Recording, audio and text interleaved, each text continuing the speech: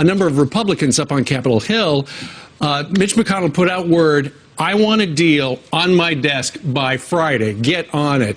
And the problem is there are 9 U.S. senators on the Republican side who have publicly come out and said, not going to happen at the stage where it is right now. I talked to one of them yesterday, one of the famous ones, and he said it seems unlikely they will have a deal by Friday. They could. It would take a Herculean effort, they said, but nonetheless, that's the deadline, Friday. Big question, can they do it? I appreciate everyone who has their principles and standards, but go to work. I mean, Ted Cruz, Rand Paul says, listen, this is not where I want it to be, but I want to make it right. Senator Ron Johnson, I want to make it right. Senator Susan Collins goes, yeah, it's not for me. Go talk to Democrats. I have to go back to Maine and deal with my rural constituents. Senator Bob Corker bashed the bill because of the 3.8% tax income that gets erased for high earners.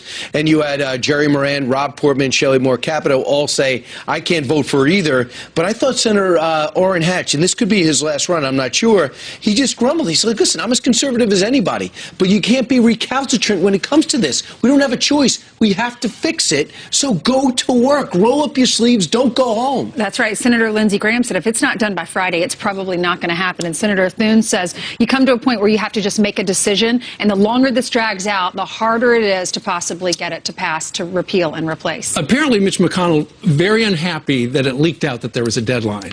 But nonetheless, what they're doing behind the scenes is they're trying to figure out, okay, does one program need more money, or do we have to alter the program completely? It's interesting, Ted Cruz has an idea that, and this is gaining a lot of traction apparently, if insurers have one plan that meets the Affordable Care Act standards, if you have one that meets it, then that same insurer could have a skinny plan, a much cheaper plan. For instance, they wouldn't have the same benefits. For instance, men wouldn't have to have maternity coverage, stuff like that, which would encourage the young people to get on board. That's what they need. So there are a whole bunch of ideas floating around on Capitol Hill. Will they make the Friday deadline? Stay tuned. Well, Senator, I would say just real quick, Democrats do say, come back to me. I want to deal with you. I want to help out. When that was relayed to President Trump, he said, I don't know, Senator Schumer hasn't really been serious about anything. Is he serious about this? They said they weren't interested in working on it. They made it clear. Well, Schumer yesterday did say he did. We want to work. Yeah, to fix it. We'll work together. Joe Manchin's been saying that. Senator Rand Paul, who says this could be 2 different bills. It might actually be split. We're going to ask him. He's going to be on the show later, so we're going to talk to him about it. Absolutely. Meanwhile, I don't know if you've been looking at the entertainment press, but CNN's got all sorts of problems. They're in turmoil after that story regarding Anthony Scaramucci, who was on our program an hour ago. Apparently, they didn't have enough sources. The story was incorrect. He asked for them to take it down. They did. They publicly apologized. But then you add that to all sorts of other problems that CNN had over the last couple of months. Not good over there. It's talking about Russia, Russia, Russia. And if there's no storyline, are they making it up? And you have these 2 stories about these 2 talent. One's executive producer, one's on camera, caught with surveillance video. If this video was true, them saying that the Van Jones yesterday, that this Russia story is a nothing burger. My goodness. And then you have this senior producer, executive producer, saying, we were told just jam Russia, my words to paraphrase, down everyone's throat, don't talk about anything else. But when Anthony Scaramucci got slimed, when he was about to take this prestigious position on the Export-Import Bank, that's where the rubber hit the road. Yeah, he was sitting right there next to Brian an hour ago, like you said, Steve. This is the first time he's talked on camera since all that happened with CNN. Listen to this. I had a couple of conversations with senior staff at CNN. I made it very clear to them that the story was not accurate and that it was a defamatory story. I reminded them about my legal background. I think it's a bunch of nonsense. I worked on the campaign. I worked on the transition. I think it's a bunch of nonsense. I'd like it to stop. It certainly was nonsense related to me. Right. It's probably nonsense related to others. What I do think they have to do now is have more checks and balances in the system. They have to be more prudent about what they're saying about people. Because I think you're going to leave your own reputation behind. You're going to potentially damage the reputation of the people that you're talking about. But once you start to lose your integrity and your reputation as a news organization, people start to get tone deaf. Sure. And here's the thing for CNN. You look at over the last month or so, they've had all sorts of problems. You had Kathy Griffin. She did that dumb picture with the president's head. She got fired over that. Then they had that other host who got fired after calling the president a piece of you know what. And then you had Donna Brazile, who, when she was at CNN, she was actually giving Hillary Clinton the questions to a town hall meeting. So they've had all sorts of problems. And frame that with the fact that at the same time, CNN, Time Warner, the parent company, is trying to merge with AT&T. It's an $85 billion deal. And the last thing right now they would need would be a $100 million lawsuit from Anthony Scaramucci. Which he said, because I thought the firing of those three was classy. He made a comment about that, and he was keeping his powder dry. But clearly, he's got some heavyweight legal team that put the fear of Jesus in that. Well, he said when you don't do anything wrong, you can defend yourself and you can stand up against the press trying to smear your reputation. Right. And then you've got CNN actually use Elmo to try to explain the Syrian refugee crisis, where kids are kids all over the world, which prompted Mark Stein, the host of the Mark Stein Show, to talk about CNN right now has got a credibility problem on their hands. They're actually selling a bag that has all the packaging of potato chips, and there are no potato chips inside. That's the problem with the Russia story. They went bananas over that Malaysian plane that disappeared a couple of years ago, but at least there was a Malaysian plane that was here 1 minute and wasn't there the next. Here, there actually is no Malaysian plane, and they're covering it. I mean, you said Jeff Zucker is telling them to stop covering real news. You're not entirely accurate on that, Tucker. Yesterday, they interviewed Elmo about what he thought of Syrian refugees. And oddly enough, Elmo happens to like them. And that actually was the least nutty thing CNN has done in the last few weeks. It's the nearest thing to real news. If you want to follow the Russia story, you know what the real story is? How severe the access and the cyber attack was on our election system, and how the previous administration should have been a lot tougher, and how this administration, I hope, will sign off on the tough sanctions that could be coming Russia's way. The Elmo story is just cracking me up. Yeah. I mean, they used Elmo as an interview. Todd Starnes on our channel said that CNN has turned Elmo into a propaganda tool. Against Elmo's will. Well, there you go. Well, all right. What do you think about that? Let us know. Friends at FoxNews.com. In the meantime, it's almost 7-Eleven here in New York City. And Elmo was once so innocent. What has gone wrong? We don't know. My daughter's favorite. He used to be at one point he was behind this couch, right? Yes. Not anymore. No, that was the other one. That was the little girl, the magician girl. What's her name? She came to visit us. Oh, she did? Yeah. She was behind the couch? Yes. Oh. Who knows? There you go. Who's going to be behind the couch today? How about some headlines? All right, let's do that. Good morning to you at home. Let's start with this. Some portions of President Trump's travel ban will go into effect tonight after the Supreme Court lifted blocks on the ban earlier this week. It stops travelers from these 6 Muslim-majority nations from entering the U.S. for 90 days so the government can review its vetting procedures. To get a visa, people will now need to prove close business or family ties in the country. That includes parents, children, spouses, and siblings. Cousins, fiancés, and grandparents do not qualify. But visas that have already been approved will not be revoked. The Trump administration also rolling out brand new worldwide airport screening rules to make America safe again. Homeland Security Secretary John Kelly calling U.S.-bound flights the crown jewel target for terrorists, announcing new requirements including stricter vetting, explosive detection, and rooting out insider threats to airlines. Airports and airlines that fail to follow the rules risk an electronics ban. Tonight, President Trump will meet with South Korean President Moon Jae-in for the first time at the White House. Now, the main goal is to get North Korea to abandon its rapidly expanding nuclear and missile programs. But the rogue nation's ambassador to the UN says North Korea will continue beefing up its nuclear arsenal regardless of sanctions or military pressure. This comes as 2 congressmen on both sides of the aisle are proposing a new law restricting American tourism to the country after the death of Otto Warmbier. PETA is getting bold, asking Twitter for the best arguments for eating bacon. The group had no shortage of replies, but Senator Orrin Hatch's office deserves a special mention for perhaps the best answer of all. It's quite simple. An American flag emoji, and then several pictures of him eating bacon-filled foods. So we want to know, what's your best argument for eating bacon? Email us at friends@foxnews.com. Have a reason? Listen, I'm a vegetarian, so don't ask me, but do you guys have a reason? Absolutely. Because it's delicious. It makes a salad better, it tastes better, and you get that crunch. It's fantastic. I'm with you. There you have I'm not a vegetarian, but I don't eat bacon. don't? No, I try not to eat red meat or stuff that's fried with a lot of juice in it. Is he kidding? Y'all are No, wimps. he's not kidding. Wimps. Hey, Wussification of America. Thank you very right much. here. Yeah, I'm sorry. I should really up my cholesterol. Straight ahead. He sat next to the president when he urged Congress to pass legislation to protect Americans from people in this country illegally. And now the president's about to make good on that promise. Jamil Shaw, whose son was killed by an illegal immigrant, will join us coming up. And remember Elizabeth Warren saying the Republican Party's health care plan would kill people? These cuts are blood money. People will die. Well, our next guest says that type of language from the left is only hurting their cause.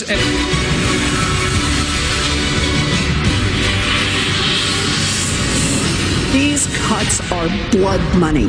People will die. The horrible and unspeakable truth is that if this legislation were to pass, many thousands of our fellow Americans every single year will die.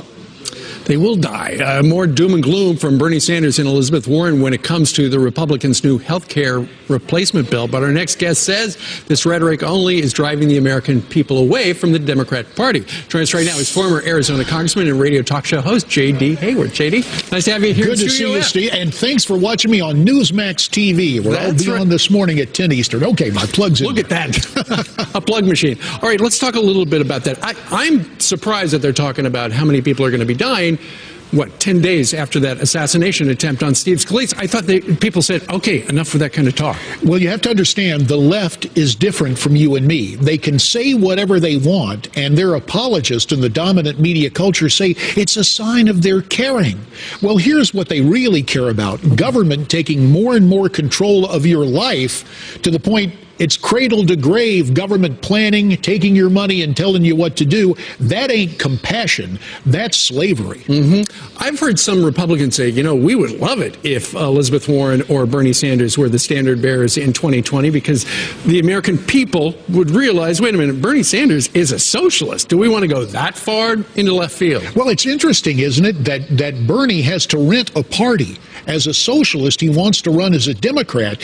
But every time I think about socialists in name and in fact like Bernie, or socialists who have the Democrat label like Liz Warren, I think about what Margaret Thatcher said. The problem with socialism is you eventually run out of other people's money. Case in point, Arizona. The increases on Obamacare premiums on average, 116%. That's like the temperature in June in the Sonoran Desert. 116% increase in average premiums in Arizona. And the Democrats made it very clear with Chuck Schumer they weren't interested in helping the Republicans come up with anything, but now they're saying, we'll go back to fixing the Affordable Care Act. We don't want to start from scratch. Well, if you listen to Chuckles yesterday, as I used to call him in the house, Jim, if you listen to Chuck Schumer, sure, I called him Chuckles. In the gym. Yeah, okay, yeah. Great. So Chuckles always comes out, forget about these tax cuts. We want socialized medicine, and once you accept what we want, then that'll be fine. If the Democrats treated the Russians the way they do Republicans, we would have the greatest national security. The last 8 years of Obama would not have been retreat and leading from behind. We might have actually prevailed on the world stage. But they reserve their disdain for Republicans rather than foreign powers and enemies. All right. JD, always a pleasure.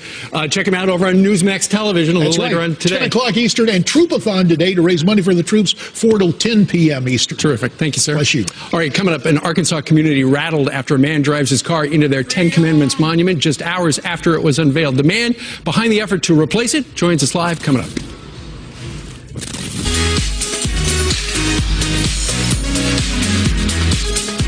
All right, time for a look at your news by the numbers, and I'll toss it downstairs to Ainsley. First 40 months. That's the countdown until the next election. But President Trump is already raising money. The commander-in-chief bringing in $10 million at his first re-election fundraiser last night at the Trump International Hotel. I wonder how he got that booking.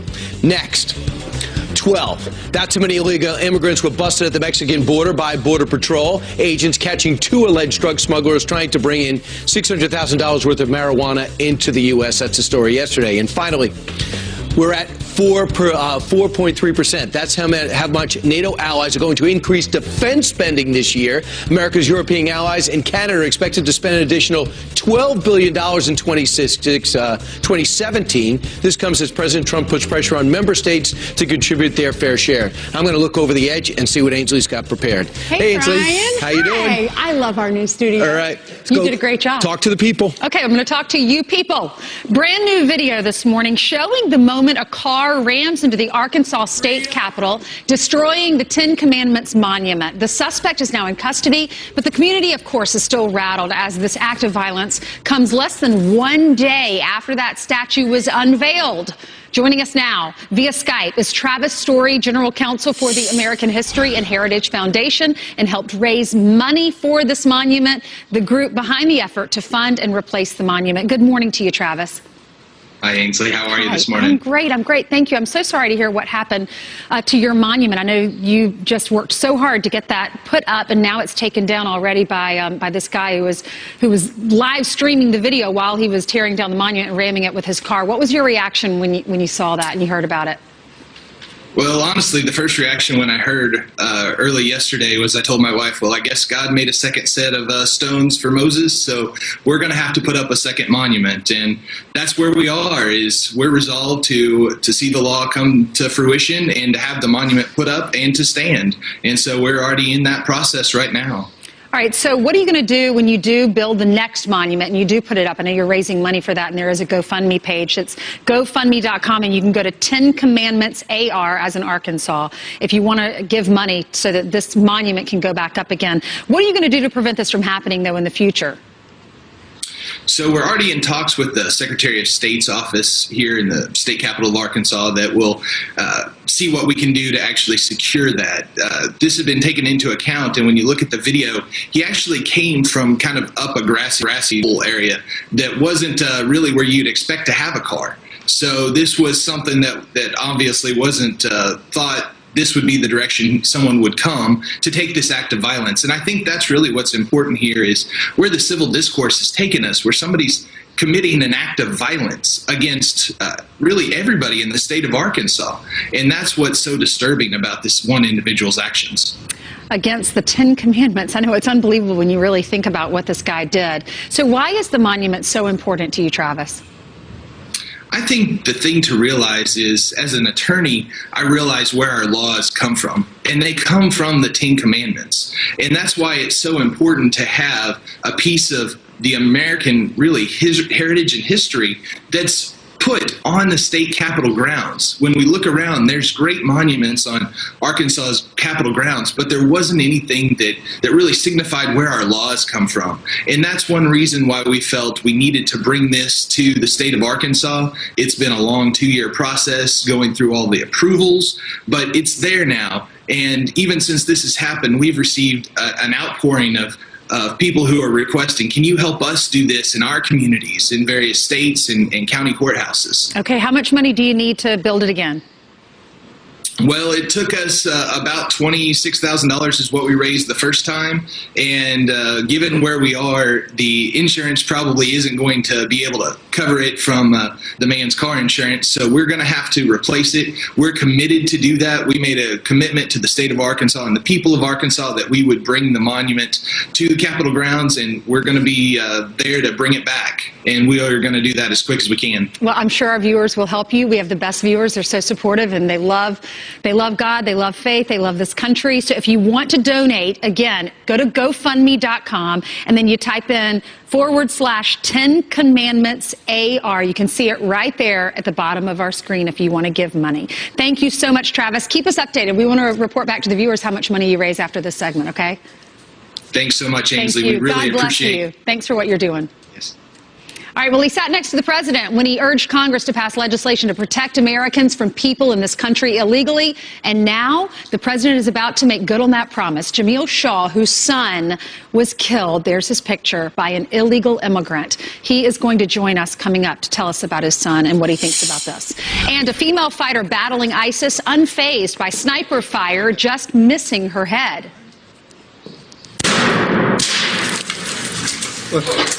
شايفه هاي ضربته Wow, that was close. The incredible story behind that video right there. Next. If you enter this country illegally and you violated the laws of this country, you should know that, and you should not feel comfortable that it's okay. You can just, think everything's fine, because it's not. You violated the law of this country. Just hours from now, the House voting on 2 immigration bills we've been talking about, a day after the president invited families of the victims of those murdered by illegal immigrants to the White House. Our next guest has fought for reform since 2008 when his son was shot and killed by an illegal. Jamil Shaw was at the president's meeting yesterday, and he joins us live from our nation's capital. Jamil, thank you for coming back to Fox and Friends. For folks who don't know your story, will you tell us about your son and what happened to him? On March the 2nd, 2008, we went to a football clinic in Pasadena. On the way home, he asked me, could he go to the mall? And of course, I didn't want to do it, but I let him go, mainly because the day before he asked me to go to a party. And I said, no, you can't go to no parties around here. And I said, you know why, right? He said, I know, I might get shot. The next day he was dead, and it just drives me crazy because 10 years later, and we did all the things right, and for him to end up with a casket, and then it's just so, it just sucks. Who was the person who killed your son?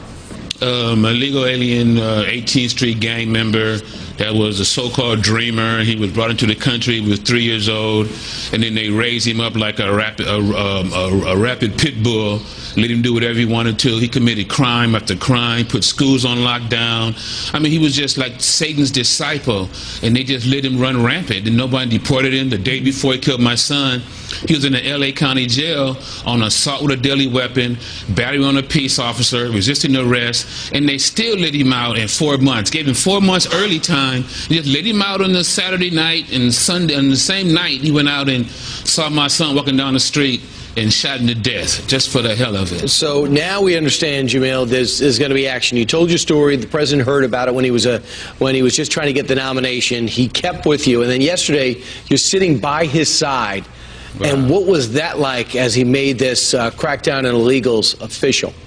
I mean, that was awesome. I'm just a little bitty guy from L.A., little speck, so to speak. And to be, for the President of the United States to pay attention to you, that's major. I mean, that's a major deal, just to sit there on his right side and, they put me there. And it was awesome, to see that he really cares. He's a true man, and I really wish people would give him a chance to do what he got to do. And they will see that. He's an awesome guy. Wow, and he wanted to do that to honor your son.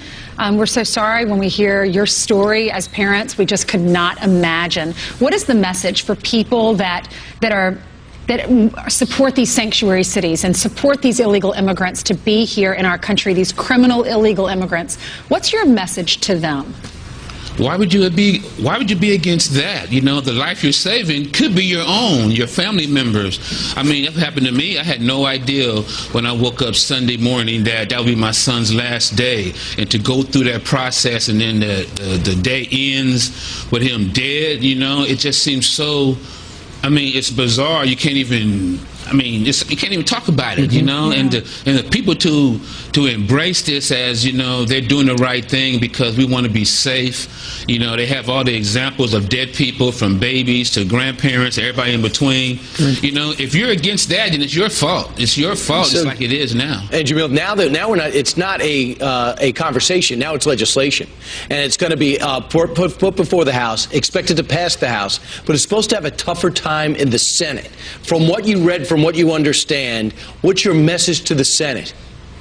Do your job, protect the people. We're here, we need protection. We're running around out here like lambs in the Serengeti. Lions and everybody's trying to take advantage of us. All we have is you guys to help us. We need you to let law enforcement do their job so we can walk the streets. My son thought he could walk down the street without being murdered. Can you imagine what he thought when he had a gun in his face on his own street? No. He's probably like, man, I'm getting ready to die, shot in the stomach, and then the guy goes over to his head, and the coroner said he was laying on his back with his hands up in the air, shot him through his hand into his head. Oh my gosh. It's just so, and I was home. I heard the gunshots. And to come outside and see him laying there, all his blood and brains in the street, I still can't understand. 10 years later, I still don't even believe it happened. Yeah, and you've told us this story before, and every time you say it, we can't believe it happened, and it's sad. But at least people you have a president taking action now. Yeah. Hopefully, legislators will get behind it. Mr. Shaw, how do you live on like that? I mean, I can't imagine if something happened to my daughter. What gets you through each day? I don't, be truthful, you just wake up and go to sleep, and in between, you're not dead. I mean, I don't know what else to say, you wake up thinking about it, you go to bed. I mean, your whole life is just living the past, and you just can't